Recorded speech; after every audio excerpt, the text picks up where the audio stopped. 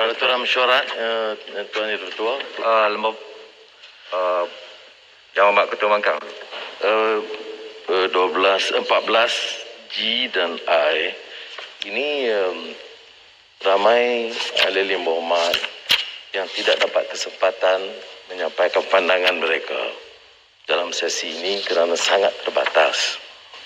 Saya faham kekangannya dan saya setuju dengan apa yang diumumkan oleh Yang Ketua sebelum ini bahawa ada kekangan bersabit dengan ketetapan yang dibuat oleh Kementerian Kesihatan mengenai COVID.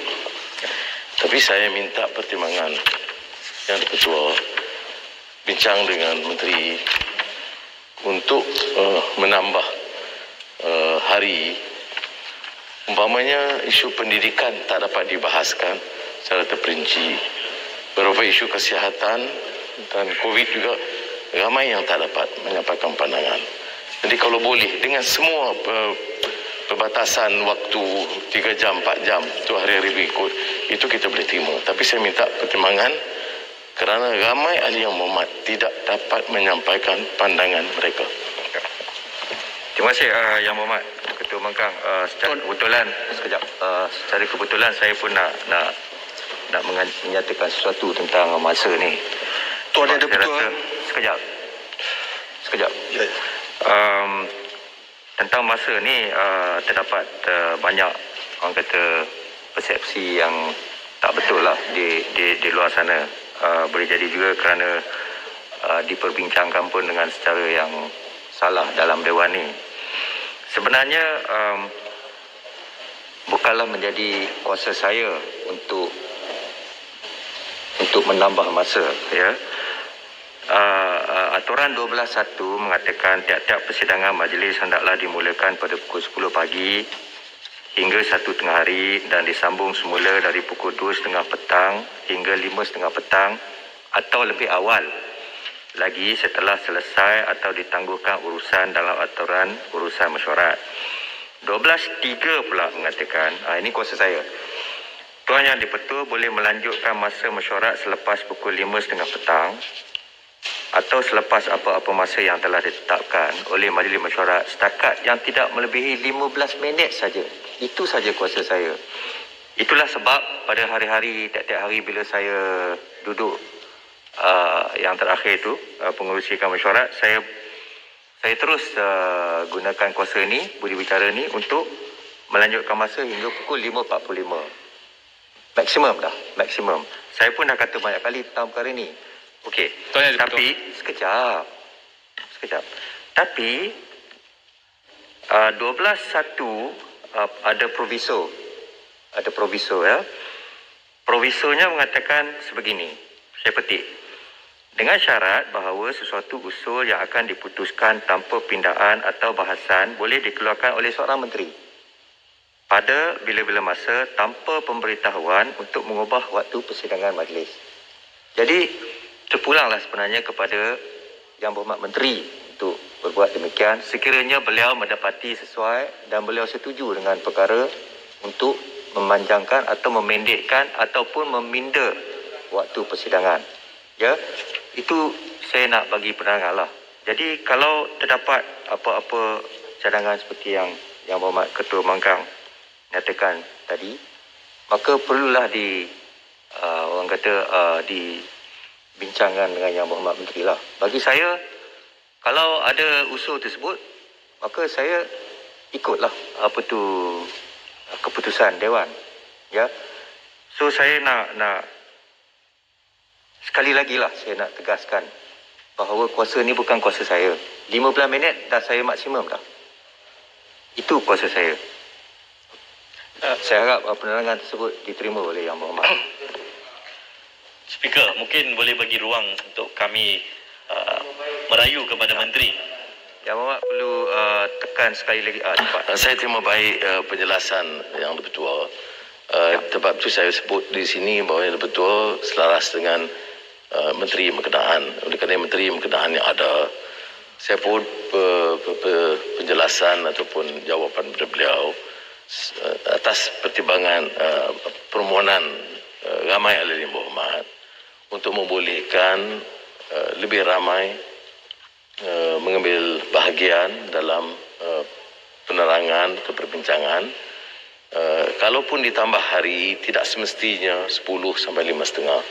Maka kalau nak dikatakan ikut kekangan yang ditetapkan, ditahan tempoh masa pun tidak apa. Tapi itu yang kita pohon pertimbangan. Kalau boleh Tuan Yang Dipertua izinkan Menteri beri penjelasan sekarang, saya hargai. Speaker. Tuan Yang Dipertua. Saya rasa Speaker. Yang Mohamad yang belakang tu tadi. Batu. Bayan baru. Bayan baru. Pasir Gudang dulu dan Bayan baru ya. Yang belakang yang Mohamad yang Pasir Gudang dulu. Terima kasih Tuan Yang Dipertua. 3 minit saja. Pasir Gudang ingin mengukuhkan satu perkara penting. Hari ini, merujuk kepada Perlembagaan Persekutuan, hari ini 29 hari bulan Julai. Dimaklumkan dalam Dewan ini, proklamasi darurat tidak akan disambungkan, maknanya akan tamat pada 1 Ogos yang dekat ini. Jadi saya ingin membantu Dewan dan membantu juga kerajaan. Kita di sini dua-dua pihak bersetuju bahawa proklamasi darurat ini nak dibatalkan, revoke atau annulment. Dua-dua kita bersetuju. Dan ordinan darurat ada 7 saya lihat yang telah dibentangkan atas meja kita dan telah dimaklumkan kabinet telah membatalkan. Itu bagus, kami setuju. Tetapi ada baiknya prosedur pembatalan proklamasi darurat dan juga ordinan-ordinan itu kita buat mengikut due proses perlembagaan dan undang-undang yang betul dengan tertib. Dan kalau boleh Tuan Yang Dipertua, kita akan bagi ruang untuk Menteri Kewangan membentangkannya, tak ada masalah. Tapi kita selesaikan perkara ini. Banyak implikasinya jika proklamasi darurat dan ordinan ini tidak dibatalkan dengan tidak teratur, akan timbul banyak masalah. Jadi saya mohon kepada Yang Dipertua, kerana proses undang-undang itu bukan berada di tangan kabinet, tetapi dalam Dewan Parlimen ini, dan perlembagaan itu supreme. Jadi saya mohon, terima kasih kepada pihak Dewan dan kerajaan yang telah membentangkan dokumen-dokumen itu atas meja kami. Saya mohon sedikit masa Dewan ini, kita bincang sedikit, sama-sama kita tamatkan, kita batalkan, kemudian kita kemukakan kepada Yang di-Pertuan Agong untuk diperkenan. Di proses itu kita lakukan sebaik-baiknya untuk rakyat dan negara kita. Terima kasih Tuan Speaker. Speaker. Saya perlu Speaker. perlu jawab. Belakang. Speaker. Perlu jawab Yang Mohamad Pasir Gudang dulu. Boleh? Apakah perkara yang sama? Speaker sini belakang. Perkara sama? Perkara sama. Kalau perkara sama, Pucuk? Sini sama. Perkara sama? Speaker. Speaker tak nampak belakang. Ya, thank you. Saya pasal mic ni, kalau 4 orang atau lebih tekan butang yang pada masa yang sama, dia akan tak bunyi terus. Saya faham. Jadi Tuan Dipertua, saya telah pun masukkan usul di bawah Peraturan Mesyuarat 26(1)Q dan juga dibaca bersama 36(12) usul pagi semalam. Jadi saya hanya minta adakah satu keputusan dibuat berkenaan perkara itu, Tuan. Terima kasih. Wabi, belum. Saya baru dapat surat penjelasan dari Wabi Menteri pagi tadi. Beri saya sedikit masa lagi untuk baca penjelasan itu semua. Kemudian saya akan buat keputusan. Boleh saya dapat Speaker, lebih kurang Hari inilah. more or less when today. Saya Sepang juga serupa. Tapi saya nak kena jumpa Sepang sikit untuk discuss pasal permohonan Sepang untuk saya recuse tu. Boleh saya jumpa YB Sepang lepas pukul 11 nanti. Ya. Speaker, batu belakang. Terima kasih, Speaker. Tak, saya nak kena jawab yang Mohamad Pasir Gudang dulu. Mohamad Pasir Gudang. Ya, terima kasih Yang Amat Pasir Gudang kerana menunggukan. Kita cadangkan Tuan Speaker, kita dengar dulu susul pasal nanti atau 12 ni. Tumpang saya ingat Yang Amat Pasir Gudang ni sebab saya ni impromptu ni ya. Tumpang saya ingat. Mengenai apa yang Berhormat Pasir Gudang timbulkan itu ialah mengenai 1503 lah sebenarnya. Ya. Saya tak boleh buat interpretasi 1503 sebagai seorang peguam lah dalam Dewan ni kerana itu bukan kuasa saya. Tapi sefahaman saya 1503 tu dia ada 3 elemen. Satu elemen dia kata proklamasi darurat atau apa-apa ordinan yang dibuat mestilah dibentangkan di dalam Dewan apabila Parlimen bersidang. Late before the Parliament. Satu. First element. Bahagian kedua pada 1503 itu, bahagian keduanya frasanya ialah unless sooner revoked. Unless sooner revoked. Ya? So jadi nombor satunya perlu dibentangkan, must be late. Nombor dua, frasa yang penting ialah unless sooner revoked. Frasa yang kedua yang penting ya. Kemudian frasa yang ketiga, elemen yang ketiga yang menjadi buah perbincangan kita selalulah. The House may, both of the houses may resolve to annul. Ya, so dia 3 elemen ya. Satu, must be late before the House. Mesti dibentangkan di dalam Dewan. Kedua, unless sooner revoked. Ya, kecuali telah dibatalkan terlebih awal. Ketiga, kedua-dua Dewan boleh menetapkan atau membuat ketetapan atau resolusi lah ya untuk dalam bahasa Inggerisnya annul atau dalam bahasa Malaysianya ungkai. Ya. Okey. Keperluan untuk membentangkan proklamasi darurat ataupun ordinan-ordinan yang telah dibuatkan itu adalah amat terang dan nyata dalam 1503. Ya. Tetapi persoalannya sekarang apakah ianya perlu didebat, dibahas dan sebagainya. Ini pendapat saya. Perlembagaan persekutuan itu adalah satu undang-undang yang amat spesifik. Penggunaan bahasa yang digunakan di dalam perlembagaan persekutuan itu amat spesifik. Ya, it is chosen deliberately dengan izin. Semua perkataan tu is chosen deliberately. So di dalam 1503 penggunaannya pun very deliberate. Must be late.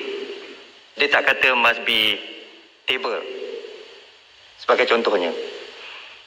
Kita buat comparison ya dengan artikel 100. Artikel 100 mengenai supply bill. So dia kata every year there must be a supply bill table. So bila jadi bill tu dia rang undang-undang lah. Bila rang undang-undang tu of course kita kena ada bacaan pertama, bacaan kedua, bahas, jawatan kuasa dan bacaan ketiga. Because dia kata supply bill. Ya. Kita kontraskan kepada artikel 90 sekejap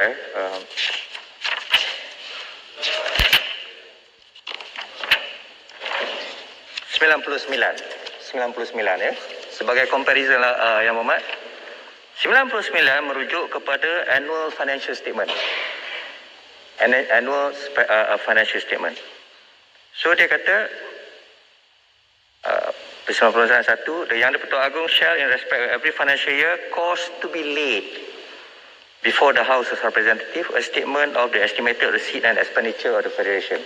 So again 99 dia tak kata bill. Dia very specific, dia kata lay. So every year masa bajet tu kita lay. Government akan lay lah annual financial statement ni. Dan apabila lay tu tak adalah pembahasan mengenai annual financial statement tu. Kita cuma ada pembahasan mengenai bajet saja. So that's why I said the constitution ni dengan izin menggunakan perkataan-perkataan yang amat spesifik. And these words, dengan izin, are chosen deliberately. It's not willingly, deliberately. Dia ada maknanya yang tersendiri. Maknanya yang tersendiri. So, 1503, dia kata lay. Saya bagi lagi satu contoh. YB Puchong. YB Puchong seorang peguam perlembagaan. Saya bagi lagi satu contoh. Kalau kita pergi ke macam SPR, masa saya kat SPR dulu, Schedule 13. Schedule 13 mengenai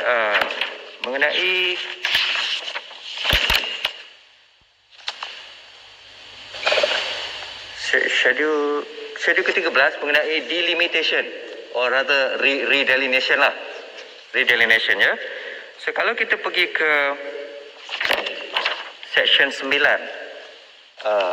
schedule 13, dia kata, as soon as may be after the election commission have submitted their report to the Prime Minister, report mengenai redelineation tu, under section 8, quote ya, ini penting, he shall lay the report before the House of Representatives. The Prime Minister must lay the report before the House of Representatives together, except in the case where the report state no alteration is required to be made. Okay, he shall lay with the draft of an order to be made under section 12. Okay, again, bila dia lay the report tu takkan dibahas. Takkan dibahas. Tapi kita perlu ke section 10. If any draft order referred to in section 9 tadi is approved by the House by resolution supported by the vote of not less than 1/2 of the total number. So again, walaupun report tu delay, tapi draft order tu dia kena ada resolution of not less than 1/2 of the total number of members of the House to approve. So again, dia deliberate. Dia apabila delay, dia kata report tu lay, tapi draft order yang dilampirkan tu mesti dia approve.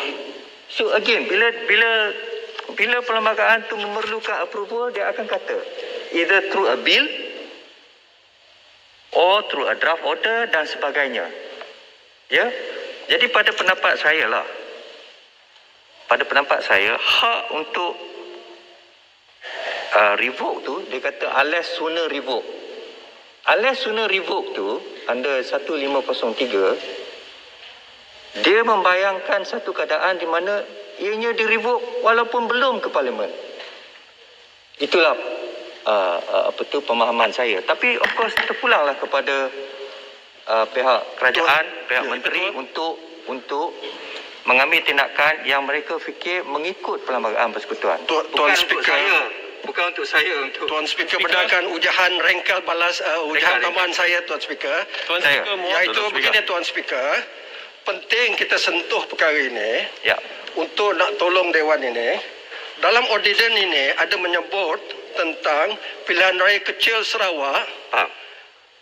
Jadi pada 21 tu maknanya perlu diadakan. Itu saya tak tahulah. Jadi ini implikasi pertama.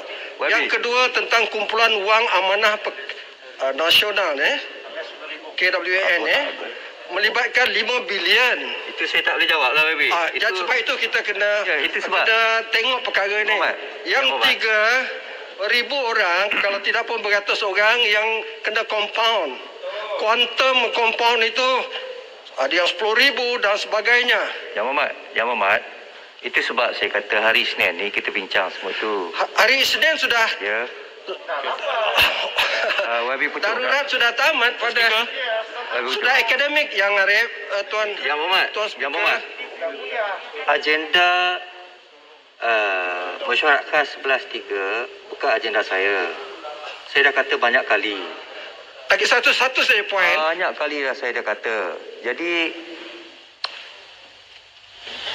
sebab masalah yang saya hadapi ni ialah perkara-perkara yang dibangkitkan tu, dan saya telah terangkan banyak kali.